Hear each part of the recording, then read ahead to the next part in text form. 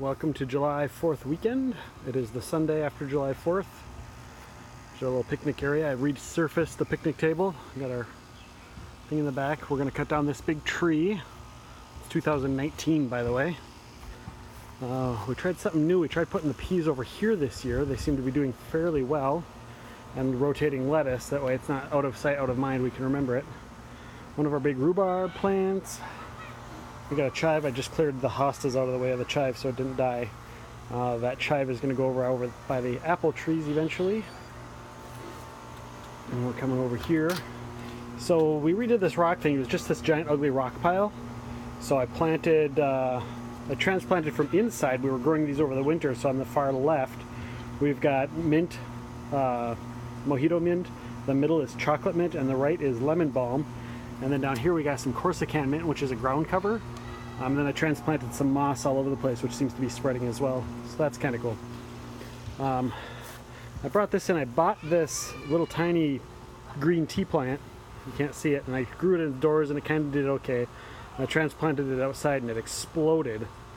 So now Greg's, I just transplanted to this pot because it has done nothing since we got it. In fact, it was bigger than this and it got smaller and died off. So hopefully it's got a little sprout going, so hopefully that shows well. I just transplanted it today, so hopefully that does well. On to the rest of the garden. I finally got bases around these apple trees, and I got them planted, but the rabbits keep eating everything. Oh, and the trees are way more trimmed. I don't know the last video. I'm gonna get that far left part of that apple tree cut down this winter, just because it's too far out. It looks hideous. So yeah, and they both are doing really well this year. Like I said, the plants that we planted in here are not doing well. The lavender is okay. That's this little guy here is the lavender. And then I put in, to try and keep some of the pests out, I put in a bunch of marigolds all around the thing, and the rabbits ate all the marigolds. And we have a bunch of dill plants. These little cages have dills under them. I put them over there to, just discourage them. Obviously the rabbits can stick their head in there, but they were already getting eaten down. But this still is doing okay. It's got like a little thing right here that's coming up, so that's good. And then I kind of just doing the same thing. I got a different kind of lavender over here and some marigolds. We got a couple I seeded. We'll pull that guy up. We seeded, and so we got a little dill coming from seeds, and there's a couple of them coming up in here. But I won't be surprised if they get eaten within the next week. So the koi pond has been pretty cloudy, but I got the pond going, so maybe if I can luck out, maybe I'll get some food here. Give me a second.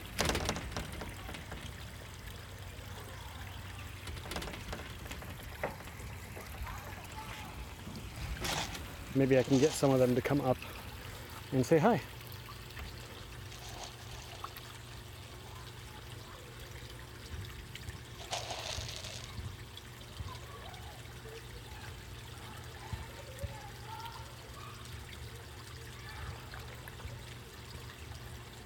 So yeah, those are my koi. I have no goldfish anymore. It's just all koi. And you'd probably be able to see them a lot better if they were in water that wasn't all kind of cloudy and murky.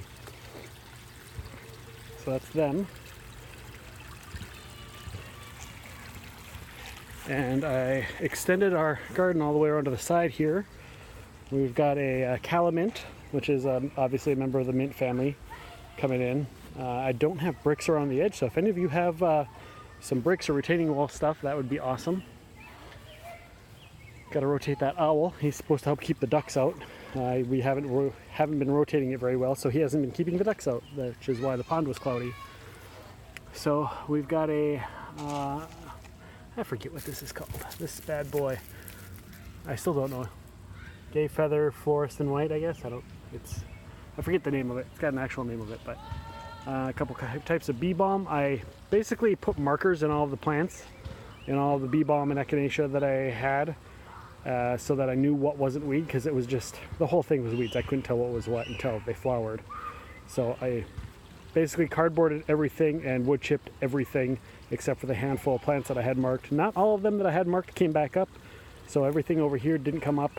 So we just replanted some of them. And then the little jars are some dill that hopefully the rabbits won't eat. Echinacea plant and whatnot. what's left of our blueberries and some grass that I gotta go through and weed still, and then that's gonna all come out here.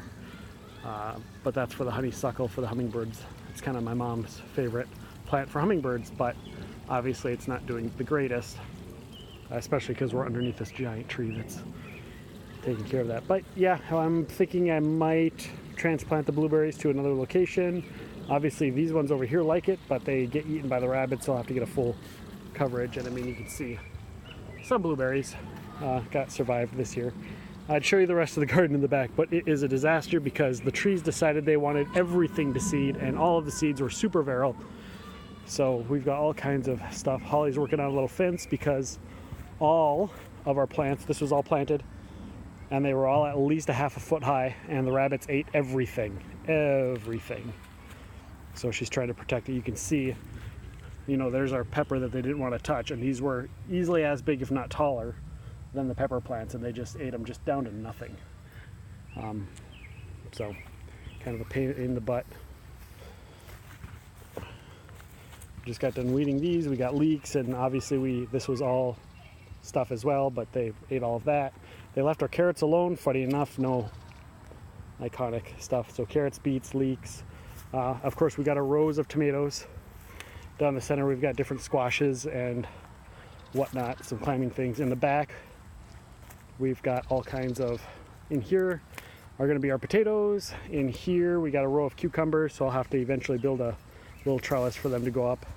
We cut down a giant mulberry tree back there, and then we cut down the giant tree. You see the one on the right there, but we had one that's even bigger over there that you can see where the trunks are. And I mean, some of these are, I mean, here's my foot, and that's just one part of the tree.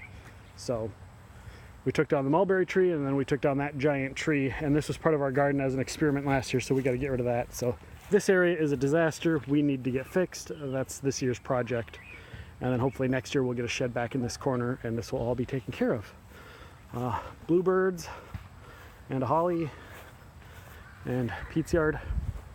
So that's your backyard garden tour for 2019, 4th of July. Maybe I'll do another one a little bit later this year. This is also done on my new phone. Oh, and the perennial flower garden, but all the flowers are pretty much done blooming in there.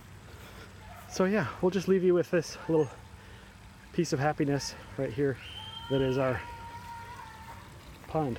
So happy 4th of July, and we will chat with you whenever I make another little yard video or whatever kind of video I make on my brand new phone. Wow, this picture is awesome.